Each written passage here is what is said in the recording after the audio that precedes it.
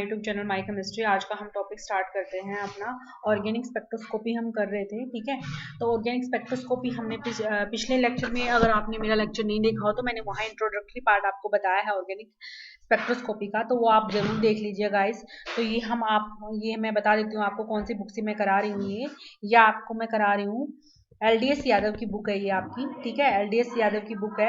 यहाँ से हम अपना ऑर्गेनिक स्पेक्ट्रोस्कोपी पूरी कवर अप करेंगे। Organic spectroscopy by LDS Yadav, ठीक है। यहाँ से हम अपने ऑर्गेनिक स्पेक्ट्रोस्कोपी पूरी कवर अप करेंगे गाइस, ठीक है guys. Let's start the topic. आज हम अपना कंटेंट से स्टार्ट करते हैं। तो हमारा जो कंटेंट पार्ट है गाइस वो आपको स्क्रीन पे दिख रहा है। कंटेंट पार्ट में हमारा सबसे पहला कंटेंट है इंट्रोडक्शन टू स्पेक्ट्रोस्कोपी और स्पेक्ट्रोमेट्री। हम इस बुक से अपना पूरा पार्ट्स कवर कर लेंगे, जो भी हमारे ऑर्गेनो स्पेक्ट्रोस्कोपी के पार्ट हैं। ऑर्गेनिक स्पेक्ट्रोस्कोपी के जितने भी पार्ट हैं हम इसमें कवर अप कर लेंगे, ठीक है गाइस। तो पहला हमारा टॉपिक है इसमें इंट्रोडक्शन टू स्पेक्ट्रोस्कोपी, मतलब स्पेक्ट्रोस्कोपी का इंट्रोडक्शन देना है हमें। उसमें हमें क्या क्या पढ़ना है, इलेक्ट्रोमैग्नेटिक। आज की जो हमारा जो वीडियो टॉपिक है या जो हमारी वीडियो बनेगी उसमें हम ये पूरा अपना इंट्रोडक्टरी पार्ट कंप्लीट कर लेंगे, और सेकंड वीडियो से हम स्टार्ट करेंगे अपना अल्ट्रा वायलेट, जिसको यूवी स्पेक्ट्रोस्कोपी बोलते हैं, और विजुअल स्पेक्ट्रोस्कोपी भी बोलते हैं। मतलब अल्ट्रा वायलेट जो स्पेक्ट्रोस्कोपी होती है उसी को हम विजुअल स्पेक्ट्रोस्कोपी भी कहते हैं गाइस, ठीक है। तो आज हम इसका इंट्रोडक्टरी पार्ट कर लेंगे, जिसमें हम इलेक्ट्रोमैग्नेटिक रेडिएशन अपनी कंप्लीट कर लेंगे। हम ये भी पढ़ लेंगे क्या क्या करैक्टरिस्टिक होती हैं इलेक्ट्रोमैग्नेटिक रेडिएशन की, उससे रिलेटेड प्रॉब्लम कौन कौन सी हैं, और इलेक्ट्रोमैग्नेटिक स्पेक्ट्रम क्या है हमारा, और एब्जॉर्प्शन और एमिशन स्पेक्ट्रा किसे कहते हैं। ये गाइस आज हम अपने इस टॉपिक पे कवर अप कर लेंगे गाइस, ठीक है। Let's start the topic. हम अपना टॉपिक स्टार्ट करते हैं, जो हमारा क्या है इंट्रोडक्टरी पार्ट ऑफ स्पेक्ट्रोमेट्री, ठीक है। इंट्रोडक्टरी पार्ट ऑफ स्पेक्ट्रोमेट्री, ठीक है गाइस। चलो let's start the topic start करते हैं। आई होप आप सब कनेक्ट हो गए होंगे गाइस, आप देख रहे होंगे, आपको विजिबल होगा ये, ठीक है। तो हम स्टार्ट करते हैं। तो स्पेक्ट्रोस्कोपी क्या है हमारी, स्पेक्ट्रोस्कोपी एंड इलेक्ट्रोमैग्नेटिक रेडिएशन क्या है। पहले हमें बेसिक टर्म का पता होना चाहिए कि स्पेक्ट्रोस्कोपी क्या है, हमारी इलेक्ट्रोमैग्नेटिक रेडिएशन क्या है, ठीक है। तो ऑर्गेनिक केमिस्ट जो है यूज स्पेक्ट्रोस्कोपी नेसेसरी टूल, उन्होंने एक स्पेक्ट्रोस्कोपी को एक नेसेसरी टूल माना है, एक इंपॉर्टेंट टूल माना है। क्या टूल है ये, फॉर स्ट्रक्चर डिटर्मिनेशन, मतलब मॉलिक्यूल का स्ट्रक्चर डिटरमाइन करने के लिए केमिस्ट ने स्पेक्ट्रोस्कोपी को एक इंपॉर्टेंट टूल माना है, ठीक है। स्पेक्ट्रोस्कोपी में भी डिफाइंड है। स्पेक्ट्रोस्कोपी को हम कैसे डिफाइन कर सकते हैं, study of quantization of interaction of electromagnetic radiation with matter. मतलब क्या है, हम स्टडी कर रहे हैं क्वांटाइजेशन का, किसका, interaction of electromagnetic radiation with matter. Matter के साथ इलेक्ट्रोमैग्नेटिक रेडिएशन का इंटरेक्शन से जो क्वांटाइजेशन एनर्जी लेवल्स बनती हैं उसका हम यहाँ क्या करेंगे, स्टडी करेंगे गाइस। मैंने पिछले जो वीडियो इंट्रोडक्टरी पार्ट दिया उसमें मैंने आपको इसको अच्छे से एक्सप्लेन किया है। अगर आपको गाइस वो आपको वीडियो देख लेना है, इस वीडियो को देखने से पहले आप वो वीडियो जरूर देख लेना, ठीक है गाइस। तो इलेक्ट्रोमैग्नेटिक रेडिएशन हमारी क्या हो सकती है, अल्ट्रावायलेट हो सकती है, इंफ्रारेड हो सकती है, एक्सरे हो सकती है, माइक्रोवेव हो सकती है, रेडियो वेव हो सकती है, कॉस्मिक रेज हमारी हो सकती है। देखो अब सेकंड पार्ट हम इसका करता है 1.2। सेकंड पार्ट क्या है, characteristic of electromagnetic radiation. Electromagnetic radiation है उसकी क्या क्या कैरेक्टरिस्टिक है ये हमें पढ़नी है, ठीक है। तो जितने टाइप ऑफ रेडिएशन होती है, all type of radiation have the same velocity, ठीक है। कितनी 3 into 10 सेंटीमीटर पर सेकंड, या हम कह सकते हैं 3 into 10 मीटर पर सेकंड। किसकी स्पीड ऑफ लाइट की ही स्पीड ऑफ लाइट की भी यही होती है, आपको पता होगा। And required no medium for propagation, मतलब इलेक्ट्रोमैग्नेटिक रेडिएशन को कोई भी मीडियम नहीं चाहिए, नो मीडियम ऑफ प्रोपोगेशन। उसको ट्रैवल करने के लिए वो कोई भी मीडियम की रिक्वायरमेंट नहीं होती। They can travel even through vacuum, वो वैक्यूम में भी ट्रैवल कर सकते हैं। कौन, electromagnetic radiation. Electromagnetic radiation characterized by, उसको इसकी क्या क्या कैरेक्टरिस्टिक है, पहली क्या है फ्रीक्वेंसी, दूसरी क्या है वेवलेंथ, तीसरी क्या है वेव नंबर। मतलब कोई भी एक रेडिएशन है उसकी हमें 3 कैटेगरीज पढ़नी होती हैं, फ्रीक्वेंसी, वेवलेंथ और रेडियस और वेव नंबर, ठीक है। पहला देखो फ्रीक्वेंसी क्या है, जैसे ये इलेक्ट्रोमैग्नेटिक रेडिएशन है, आपको ये शो कर रखा है मैंने, ठीक है। मतलब यहाँ आप इसको अपर जो पार्ट है उसको क्रस्ट बोलते हैं, इसके लोअर पार्ट को ट्रफ बोलते हैं। तो ये क्रस्ट और ये ट्रफ, तो अल्टरनेटिव क्रस्ट और ट्रफ बनती है किसमें, इलेक्ट्रोमैग्नेटिक रेडिएशन में बनती है। तो वेव अपना फ्रीक्वेंसी क्या है, फ्रीक्वेंसी को न्यू से डिनोट करते हैं गाइस, ये माइंड करना। फ्रीक्वेंसी को किससे डिनोट करते हैं, न्यू से डिनोट करते हैं। तो frequency is defined as, frequency को क्या डिफाइन कर सकते हैं, number of wave which can passes through a point in a second. मतलब एक सेकंड के अंदर कितनी नंबर ऑफ वेव पास होती है एक पॉइंट से, ठीक है, मतलब एक सेकंड के अंदर कितनी नंबर ऑफ वेव्स पास होती हैं एक पॉइंट से, उसको हम क्या कहते हैं, फ्रीक्वेंसी कहते हैं। अगर आप देशी भाषा में अगर समझो, मतलब एक पॉइंट मान लिया आपने, हमने कोई भी बीच में एक सेंटर मान लिया, मान लीजिए ये पॉइंट है, ठीक है, मान लीजिए ये पॉइंट है, ये पॉइंट हमने मान लिया, इस पॉइंट से कितनी नंबर ऑफ वेव, मतलब ये पॉइंट मान लिया, चलो ये पॉइंट मान लो, तो इस पॉइंट से कितनी नंबर ऑफ वेव पास हो रही है एक सेकंड के अंदर, उसी को हम क्या बोलेंगे, फ्रीक्वेंसी बोलेंगे। फ्रीक्वेंसी को किस में मेजर कर सकते हैं, पर सेकंड में, साइकिल पर सेकंड में, जिसको सीपीएस बोलते हैं, साइकिल पर सेकंड में इसको मेजर कर सकते हैं, मतलब। और इसकी यूनिट क्या है, फ्रीक्वेंसी की हर्ट्ज है, तो एक हर्ट्ज का मतलब है एक साइकिल पर सेकंड, मतलब एक सेकंड में कितनी साइकिल पूरी करते हैं, एक साइकिल पर सेकंड, ठीक है। आगे देखो, नेक्स्ट क्या है इसका करेक्टरिस्टिक, वेवलेंथ। वेवलेंथ किसको डिनोट करते हैं, वेवलेंथ को डिनोट करते हैं लैम्डा से। कैपिटल ये वेवलेंथ को डिनोट करने का सिंबल है, क्या है वेवलेंथ को डिनोट करने का सिंबल, लैम्डा। तो लैम्डा को क्या डिफाइन करते हैं, lambda is defined as distance between, lambda क्या डिफाइंड है, डिस्टेंस बिटवीन, किसके बीच में, दो क्रस्ट के बीच के डिस्टेंस या दो ट्रफ के बीच का डिस्टेंस, उसको हम क्या कहते हैं, वेवलेंथ कहते हैं। मतलब दो क्रस्ट, एक क्रस्ट ये होगी, सेकंड क्रस्ट ये होगी, आने वाली थर्ड क्रस्ट ये होगी, जैसे, ठीक है। तो दो क्रस्ट के बीच का जो डिस्टेंस है या दो ट्रक के बीच के जो डिस्टेंस है, उसी को हम क्या कहते हैं, वेवलेंथ कहते हैं गाइस, ठीक है। तो wavelength is defined as the distance between two consecutive, consecutive का मतलब क्या है, लगातार, लगातार होनी चाहिए, ये नहीं है कि ये क्रस्ट मान ली, एक यहाँ क्रस्ट आएगी उसको ले लिया, नहीं, लगातार होनी चाहिए, दोनों दोनों क्रस्ट लगातार होनी चाहिए, दोनों ट्रफ भी लगातार होनी चाहिए। तो दो कंसेक्यूटिव क्रस्ट के बीच में या दो कंसेक्यूटिव ट्रफ के बीच का जो डिस्टेंस है, उसको हम क्या कह रहे हैं, वेवलेंथ कह रहे हैं। और वेवलेंथ को किस में मेजर करते हैं, माइक्रोमीटर में मेजर करते हैं, या माइक्रोन कह सकते हैं। और 1 माइक्रोमीटर किसके बराबर होता है, 10⁻⁴ 1 माइक्रोमीटर किसके बराबर होता है, मतलब 1 माइक्रोमीटर को हम डिफाइन करें, जिसको माइक्रोन भी कह सकते हैं, मतलब म्यू एम से भी डिनोट कर सकते हैं और म्यू से भी, कई बुकों में म्यू लिखा होता है, कई बुकों में म्यू एम लिखा होता है, दोनों एक ही बात है, माइक्रोमीटर या माइक्रोन, ठीक है। तो इसको ये किसके इक्वल होता है, 10⁻⁻⁶ मीटर के इक्वल होता है। और नैनोमीटर में भी इसको डिनोट कर सकते हैं, मतलब वेवलेंथ को माइक्रोमीटर या माइक्रोन या नैनोमीटर या मिली माइक्रोन में भी इसको डिनोट कर सकते हैं। तो मिली माइक्रोन में कितना कितना मीटर होता है, 10⁻⁹ मीटर -9 मीटर होता है। और 1 नैनोमीटर, ठीक है, नैनोमीटर में भी मेजर कर सकते हैं। और एक एंगस्ट्रॉम में कितने मीटर होते हैं, 10⁻⁻10 मीटर होते हैं। गाइस ये एंगस्ट्रॉम का जो ये ओ है, ये ऊपर ही आता है, आपको ये पता होना चाहिए। कई कई बंदे क्या होगा, साइड में लिख देते हैं, वो गलत नोटेशन है। इसकी सही नोटेशन यही है कि एंगस्ट्रॉम के ऊपर ही सर्कल जो आता है वो एंगस्ट्रॉम ए के ऊपर ही आता है, ये राइट नोटेशन है इसकी, ठीक है गाइस। तो 1 एंगस्ट्रॉम किसके बराबर होता है, 10⁻⁻10 मीटर के बराबर होता है, ठीक है। वेवलेंथ पढ़ लिया हमने। अब थर्ड पार्ट किसका है, इसका वेव नंबर।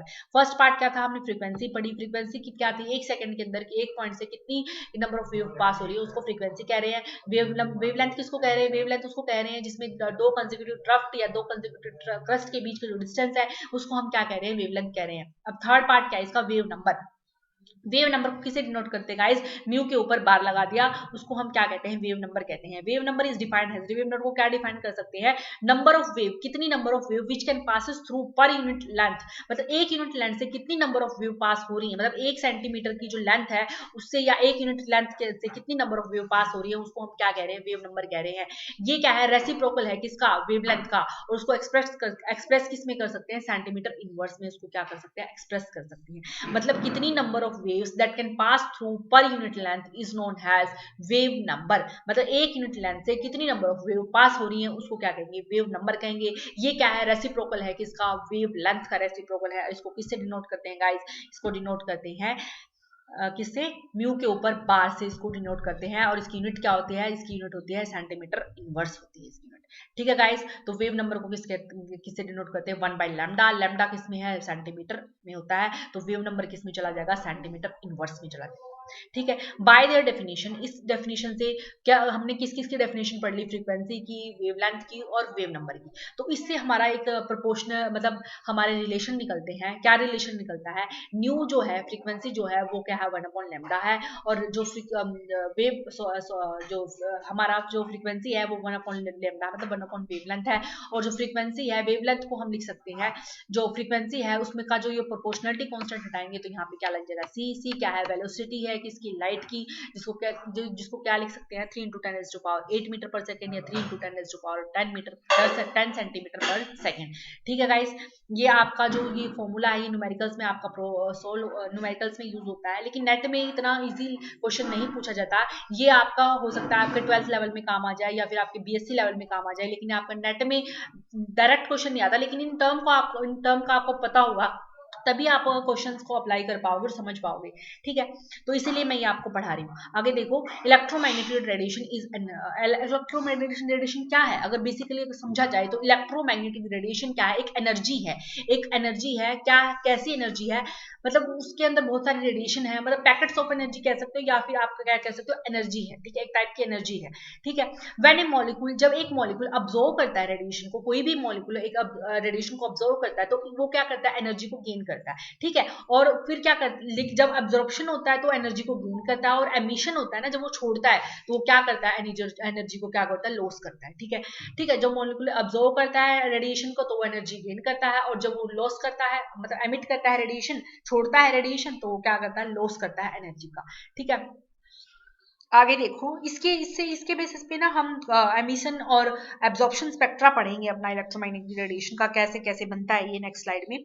तो the emission and absorption of electromagnetic radiation, जो एमिशन होता है ना, और जो मतलब जो छोड़ता है मॉलिक्यूल या रेडिएशन या फिर इलेक्ट्रोमैग्नेटिक रेडिएशन जो छोड़ता है या लेता है, वो किसकी फॉर्म में होता है, पैकेट्स ऑफ एनर्जी की फॉर्म में होता है। पैकेट्स ऑफ एनर्जी को इसने कहा क्वांटाइज्ड, क्वांटाइज्ड मतलब फिक्स्ड पैकेट ऑफ एनर्जी, ठीक है। ईच क्वांटा मतलब एक क्वांटा जो होता है उसकी एनर्जी किसके इक्वल होती है, वन फोटोन की इक्वल होती है, या क्वांटम की इक्वल होती है। तो वन फोटोन की जो एनर्जी है, अगर सिंगल फोटोन की बात की जाए तो वो एच न्यू के बराबर होती है। इसकी एनर्जी किसको एच न्यू के बराबर लिखी जाती है, मतलब ये एच न्यू क्या है, ये क्या है, एनर्जी है, ठीक है। वन एनर्जी है जो इलेक्ट्रोमैग्नेटिक रेडिएशन क्या कर रही है, एमिशन कर रही है या फिर एब्जॉर्ब कर रही है। एक क्वांटा मतलब एक क्वांटम या एक पैकेट ऑफ एनर्जी है ये, मतलब एक क्वांटम या एक फोटोन की एनर्जी है, ठीक है। तो न्यू को किससे डिनोट, न्यू की वैल्यू यहाँ पुट कर देंगे सी बाय लैम्डा। न्यू की वैल्यू यहाँ ऊपर से हमने निकाली थी सी बाय लैम्डा, तो ये वैल्यू हम यहाँ पुट कर देंगे सी बाय लैम्डा, तो हमारी ओवरऑल एनर्जी की वैल्यू आ जाएगी E is equal to H nu is equal to H C by lambda. H यहाँ पे क्या है, प्लैंक कॉन्स्टेंट है, और प्लैंक कॉन्स्टेंट की वैल्यू आपको, कॉन्स्टेंट की वैल्यू आपको पता होनी चाहिए 6.626 इंटू 10⁻⁻27 अर्ग पर सेकेंड, ना अर्ग सेकेंड, सॉरी पर नहीं आएगा, अर्ग सेकेंड आएगा, ठीक है।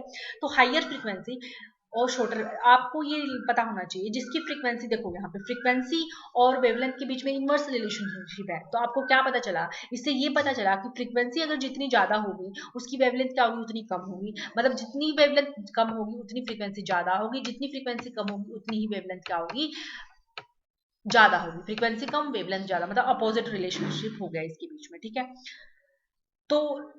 तो एनर्जी का क्या रिलेशन बना इससे, यहाँ से एनर्जी का क्या रिलेशन बना, अगर जिसकी जितनी ज्यादा, जिसकी वेवलेंथ कम उसकी एनर्जी क्या होगी, ज्यादा, और जिसकी वेवलेंथ ज्यादा होगी उसकी एनर्जी क्या होगी, कम होगी। मतलब एनर्जी और वेवलेंथ के बीच में भी इनवर्स रिलेशनशिप बना, और फ्रीक्वेंसी और वेवलेंथ के बीच में भी इनवर्स रिलेशनशिप बना हमारे, ठीक है गाइस। आगे देखो, एनर्जी निकालने के लिए, energy of A one mole of photon, एक मोल ऑफ फोटोन की एनर्जी अगर हमें निकालनी हो, तो वन मोल ऑफ फोटोन की एनर्जी को हम वन आइंस्टाइन कहते हैं, मतलब एक आइंस्टाइन, ठीक है। वन फोटोन की एनर्जी को हम क्या कहते हैं, वन आइंस्टाइन। तो एनर्जी किसके इक्वल होती है, वन मोल की निकालनी हो तो एन मतलब एवोगैड्रो नंबर से उसको मल्टीप्लाई कर देंगे।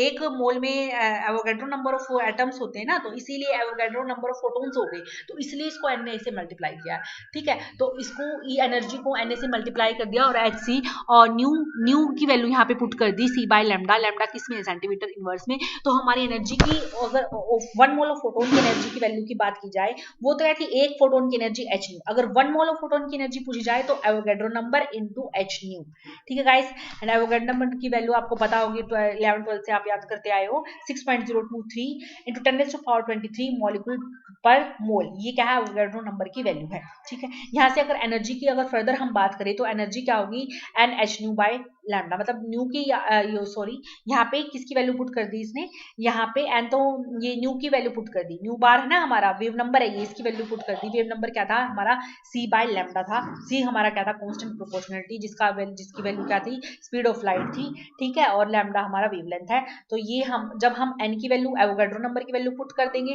प्लैंक्स कांस्टेंट की वैल्यू पुट कर देंगे, और सी की वैल्यू पुट कर देंगे, तो हमारी ये वैल्यू इतनी आ जाएगी। और इसको जब हम कैलकुलेट करेंगे तो 2.86 इंटू 10⁻³ किलो कैलोरी पर मोल हमारी इसकी वैल्यू आ जाएगी इनटू में न्यू बार। तो हम शॉर्ट फॉर्म में भी अगर हमें न्यू बार पता है, और ई हमें निकालना है, तो हम इस डायरेक्टली इस फॉर्मूले का, अब नेट के सिलेबस में अगर आ जाए तो डायरेक्टली इस फॉर्मूले का यूज करेंगे, ना कि ये सारा वैल्यू यूज करेंगे। ये सारी वैल्यू यूज करेंगे फिर पुट करेंगे सोल्व करेंगे, बहुत लेंथी हो जाएगा। आप किसी भी लेवल में तैयारी कर रहे हो तो आप डायरेक्टली इस फॉर्मूले को याद करो, E is equal to nu bar is into में 2 इंटू 2.86 इंटू 10⁻³ आएगा। ठीक है, अब देखो प्रॉब्लम सोल्व करते हैं, रिगार्डिंग इसके रिगार्डिंग हम प्रॉब्लम सोल्व करते हैं। हमारी प्रॉब्लम देखो क्या है, हमें कन्वर्ट करना है वेवलेंथ को किसमें, वेव नंबर में। ठीक है, किसमें, मतलब 5 माइक्रोन दे रखा है और एक में क्या दे रखा है 10⁻⁴ नैनोमीटर दे रखा है। ठीक है, तो हमें क्या करना है, वेवलेंथ में करना है ना, और हमें वेव नंबर दिया हुआ है, तो हमें क्या निकालना है, मतलब वेव नंबर निकालना है हमें, है ना। हमें वेवलेंथ गिवन है, ठीक है, इन वेवलेंथ को कन्वर्ट करना है वेव नंबर में। तो वेव नंबर की और वेवलेंथ का रिलेशन पता होना चाहिए। ठीक है, जो जो क्वेश्चन में गिवन है, प्रॉब्लम कैसे सोल्व करते हैं गाइस, जो जो क्वेश्चन में आपको गिवन है, जिस जिस चीज की वैल्यू आपको गिवन है वो आप वैल्यू लिख लो, और उसके रिगार्डिंग आप देखो कि क्या निकालना है और क्या दिया हुआ है, उससे रिलेटेड कोई फॉर्मूला बनता है या नहीं। अगर उससे रिलेटेड फॉर्मूला बनता है तो वो पहले चेक करो, फिर उस फॉर्मूले को अप्लाई करो। तो यहाँ पे आपको दो ही टर्म दी हुई है, एक तो वेवलेंथ दिया हुआ है, एक क्या दिया हुआ, वेव नंबर दिया हुआ है। तो आपका वेवलेंथ और वेव नंबर के बीच का रिलेशन लगा दो आप। तो रिलेशन क्या होता है, हमारा जो वेव नंबर होता है वो 1/λ होता है, 1 वेवलेंथ होता है। आपको पता है, हमें वेवलेंथ पता है 5 दी हुई है, माइक्रोन दिया हुआ है, माइक्रोन को किसमें कन्वर्ट कर लिया हमने, सेंटीमीटर में। ठीक है, और ये यहाँ पे अप्लाई कर दिया। ठीक है, ये हमारा आ गया। वैसे ही सेकंड पार्ट किया, हमारा नैनोमीटर था, नैनोमीटर को किसमें चेंज कर दिया, मीटर में, सेंटीमीटर में। ठीक है, तो सेंटीमीटर में चेंज कर दिया और फिर यहाँ इसकी वैल्यू पुट अप कर दी और हमारा क्या आ गया, आंसर आ गया गाइस। नेक्स्ट देखो, नेक्स्ट क्या है, ये हमारा प्रॉब्लम थी इलेक्ट्रोमैग्नेटिक रेडिएशन की करैक्टरिस्टिक्स से रिलेटेड हमारी प्रॉब्लम थी। नेक्स्ट देखो नेक्स्ट हमारी प्रॉब्लम क्या है, हमें क्या कन्वर्ट करना है, वेव नंबर को। ठीक है, corresponding to wavelength in micrometre, micron metre में हमें चेंज करना है। ठीक है गाइस, तो हमें क्या क्या, हमें देखो दोबारा क्या चाहिए, तो वेव नंबर चाहिए, एक वेवलेंथ, फिर वही फॉर्मूला, वेवलेंथ और वेव नंबर का बीच का फॉर्मूला लगा दो। वेवलेंथ और वेव नंबर किसके भी इक्वल होता है तो वो लगाना पड़ेगा हमें। लेकिन गाइस इसमें क्या दे रखा है हमें कि वेव नंबर को ही हमें कन्वर्ट करना है। ठीक है, तो पहले हमें वेवलेंथ पता होनी चाहिए क्या होती है, 1/न्यू होती है। ठीक है गाइस, तो यहाँ पे न्यू की वैल्यू हमें गिवन है, वेव नंबर की वैल्यू गिवन है, तो वेव नंबर की वैल्यू लिख देंगे यहाँ पे, से हमारे क्या आ जाएगी, वेवलेंथ की वैल्यू आ जाएगी। तो वेवलेंथ को इसने माइक्रोन मीटर में चेंज करना है, तो वेवलेंथ को हम किसमें, फिर सेंटीमीटर को, 1 माइक्रोमीटर 10⁻⁻10 सेंटीमीटर होता है ना, तो इसको अपोजिट में ले गए तो क्या हो जाएगा, 10⁻⁻, प्लस का माइनस का जो 4 है वो किसमें चेंज हो जाएगा, प्लस की 4 में चेंज हो जाएगा, और ये हमारा फॉर्मूला, ये हमारा रिलेशनशिप बन जाएगा। ठीक है, और इसको हम अप्लाई कर देंगे तो हमारा क्या आ जाएगा, आंसर आ जाएगा। थर्ड देखो, थर्ड क्वेश्चन क्या, बहुत ही सिंपल क्वेश्चन है, इस टाइप के क्वेश्चन नेट में आते नहीं है। ये मैं आपको बेसिकली कवर करा रही हूँ ताकि आपको समझ आ जाए कि कैसे कैलकुलेट करते हैं, ताकि आपको आने वाले फ्यूचर में प्रॉब्लम ना हो। ठीक है, अगर आप 11th-12th के स्टूडेंट हो या बीएससी के स्टूडेंट हो, या फिर आप बीएससी, अब ये भी हो गया ना कि बीएससी के स्टूडेंट भी नेट का पेपर अप्लाई कर सकते हैं, तो उसके लिए भी बहुत हेल्पफुल होगी ये वीडियो। ठीक है, calculation of frequency of electromagnetic radiation corresponding of wavelength. अब आपको वेवलेंथ गिवन है, आपको क्या निकालना है, फ्रीक्वेंसी निकालनी है इलेक्ट्रोमैग्नेटिक रेडिएशन को। तो आप फॉर्मूला लगा दो, किस किस के बीच का, फ्रीक्वेंसी और वेवलेंथ के बीच का फॉर्मूला। तो फ्रीक्वेंसी और वेवलेंथ के बीच का फॉर्मूला अगर आप अप्लाई करोगे तो ये होता है, फ्रीक्वेंसी किसके ऊपर, सी अपॉन में लैम्डा, लैम्डा क्या हमारा, वेवलेंथ। ठीक है, वेवलेंथ आपको दिया हुआ है, एंगस्ट्रॉम में दिया हुआ है, उसको सेंटीमीटर में कन्वर्ट कर लो। ठीक है, सी आपको पता है सेंटीमीटर। तो आपको ये ध्यान रखना है कि आप जो ऊपर और नीचे दोनों तरफ डिवाइड कर रहे हो तो उसकी यूनिट सेम होनी चाहिए। ठीक है, तभी जो आपका आंसर आएगा वो एग्जैक्ट आएगा। नहीं तो आपका कई बार क्या होता है, आप सोल्व कर लेते हो और आपका आंसर मैच नहीं करता, क्योंकि यूनिट वेरी करती है वहां पे। तो यूनिट आपको चेक करनी है कि यूनिट मस्ट बी चेक।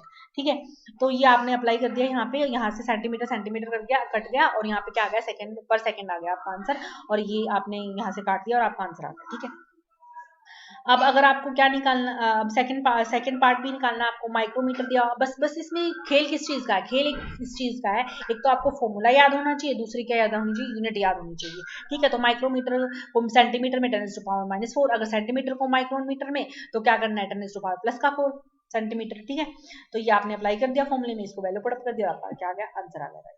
ठीक है, फोर्थ देखो, फोर्थ क्वेश्चन क्या करता है, फोर्थ क्वेश्चन में भी यही करना है आपने।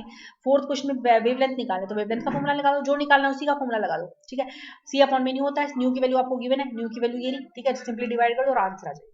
फिफ्थ क्वेश्चन देखो, कैलकुलेट द एनर्जी निकालनी है हमें। अब एनर्जी निकालनी है, अल्ट्रावायलेट रेडिएशन की एनर्जी निकालनी है, जिसकी वेवलेंथ कितनी है 250 नैनोमीटर है।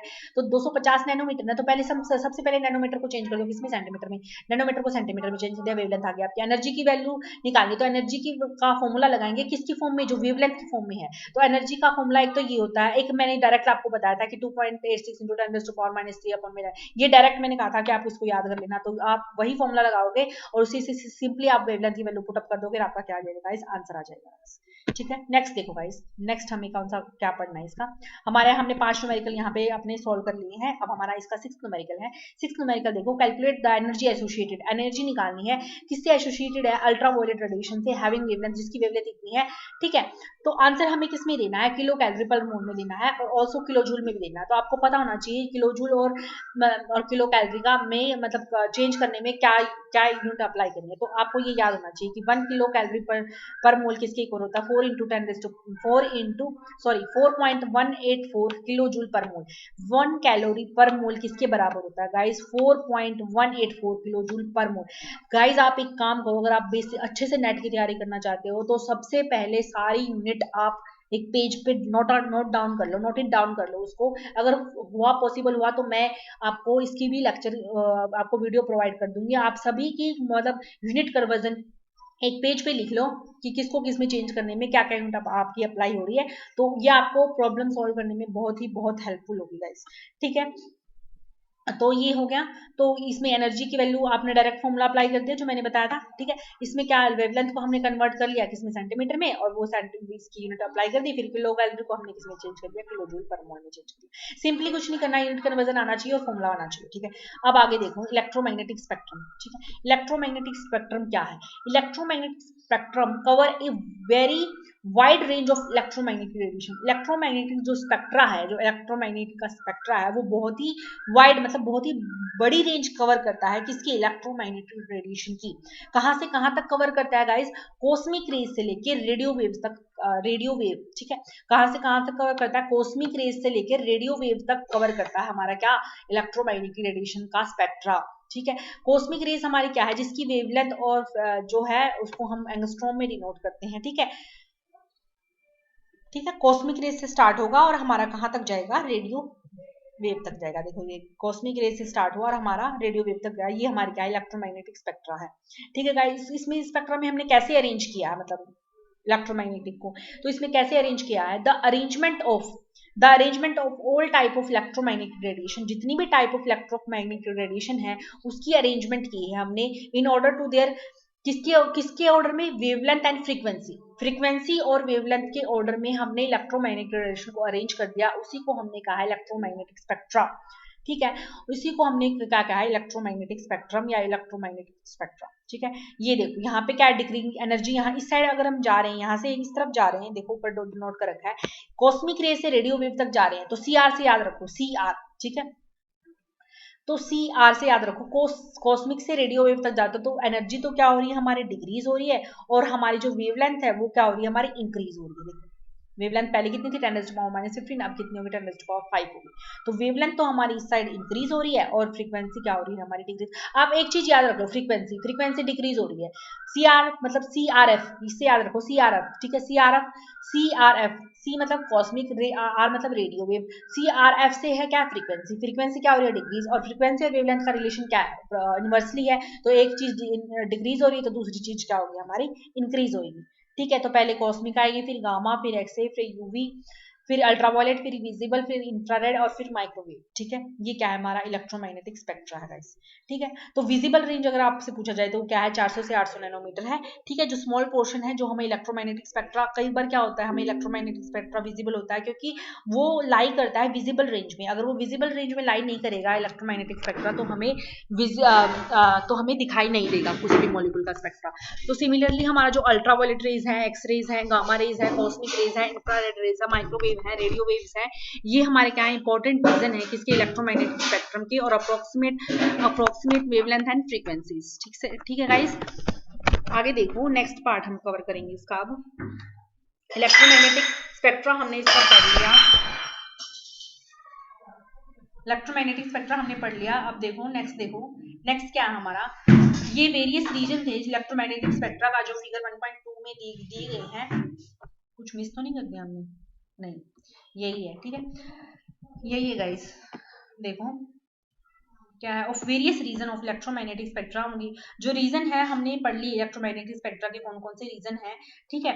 तो इसमें हमने पढ़ लिया विजिबल रेंज हमारी कहाँ से कहाँ तक थी, 400 से लेके 800 नैनोमीटर तक थी हमारी विजिबल रेंज, जो हमें याद रखनी है। तो आगे क्या देखना है, the region of greatest interest, जो ग्रेटेस्ट इंटरेस्ट है केमिस्ट्री का, मतलब केमिस्ट्री के जो हम पोर्शन हम पढ़ रहे हैं उसमें जो ऑर्गेनिक केमिस्ट्री है वो हमारा मतलब कौन सी रीजन में हमें पढ़नी है। तो अल्ट्रावायलेट रीजन में, जिसको यूवी बोलते हैं, यूवी यूवी यूवी आप स्पेक्ट्रोमेट्री जिसको आप हम नेक्स्ट वीडियो में पढ़ेंगे, वो हमारा अल्ट्रावायलेट, ठीक है। और विजिबल रीजन 400 से 800 नैनोमीटर, और इंफ्रारेड, ठीक है, 2.5 से लेके 15 माइक्रोन। गाइस ये 3 ही पार्ट हैं, ग्रेटेस्ट पार्ट हैं जो जो जो हमें विजिबली होते हैं, और यही हमें क्या क्या करना है, पढ़ना है। आगे देखो एब्जॉर्प्शन और एमिशन स्पेक्ट्रा। देखो नाम से ही पता चलता है, एब्जॉर्प्शन मतलब इलेक्ट्रोमैग्नेटिक को क्या कर रहा है, फोटोन अब्सॉर्ब कर रहा है। एमिशन मतलब फोटोन इलेक्ट्रोमैग्नेटिक रेडिएशन को क्या कर रहा है, एमिट कर रहा है, ठीक है। तो उसी, एक तो अब्जॉर्प्शन से स्पेक्ट्रा बना, एक क्या बना, एमिशन से स्पेक्ट्रा बना। मतलब एक तो फोटोन को अब्सॉर्ब करने से जो स्पेक्ट्रा बना मॉलिक्यूल्स का, एक फोटोन को एमिट करने से जो स्पेक्ट्रा बना, तो वो हमें हमें क्या करना है, इसमें स्टडी करना है गाइस। मैं इसको कंप्लीटली रीड कर देती हूँ। When electromagnetic radiation are passes through an organic compound, they may be absorb और induce electronic vibrational rotational transition in the molecule. जब मॉलिक्यूल ने इलेक्ट्रोमैग्नेटिक रेडिएशन अब्सॉर्ब कर ली, तो वो क्या करेगा, उसके पास एनर्जी आ गई ना, किसी भी बंदे के पास एनर्जी आएगी तो वो क्या करेगा, मोशन करेगा, ठीक है। या तो वो रोटेशनल ट्रांजिशन शो करेगा या वाइब्रेशनल ट्रांजिशन शो करेगा, क्योंकि उसके पास एक्स्ट्रा एनर्जी है तो वो कहीं ना कहीं तो यूटिलाइज करेगा ना उसको, या इलेक्ट्रॉनिक ट्रांजिशन दिखाएगा, ठीक है। तो this energy required for each of this transition is quantize. तो जो ये एनर्जी इसको चाहिए, उस वो एनर्जी किसकी फॉर्म में होगी, क्वांटाइज की फॉर्म में होगी, पैकेट्स ऑफ एनर्जी की फॉर्म में होगी, जिसको फोटोन का नाम दिया गया है। तो thus the only the radiation supplying the required quantum photon of energy is absorbed and the remaining portion of the incident radiation is transmit। जो कुछ एक एनर्जी तो फोटोन ने, कुछ एक एनर्जी तो मॉलिक्यूल ने अब्सॉर्ब कर लिया in the form of photon, और जो बाकी जो रिमेनिंग पोर्शन की जो एनर्जी बच गई, वो इंसिडेंट ट्रेंड में क्या होगी, ट्रांसमिट हो जाएगी, दोबारा वहीं चली, जिस सोर्स से आएगी वहां चली जाएगी, ठीक है। आगे क्या दे रखा है, the wavelength and frequency of the absorption radiation are measure with the help of spectrometer. जो स्पेक्ट्रोमीटर की सहायता से हम क्या कर सकते हैं, फ्रीक्वेंसी ऑफ अब्जॉर्प्शन रेडिएशन, जो जो हमने जो मॉलिक्यूल ने अब्जॉर्ब की है रेडिएशन की, उसकी फ्रीक्वेंसी को हम स्टडी कर सकते हैं with the help of spectrometer. Spectrometer से हम स्पेक्ट्रा निकाल सकते हैं। तो द स्पेक्ट्रोमीटर रिकॉर्ड, स्पेक्ट्रोमीटर क्या है, एक रिकॉर्ड है ऑफ अब्जॉर्प्शन स्पेक्ट्रा।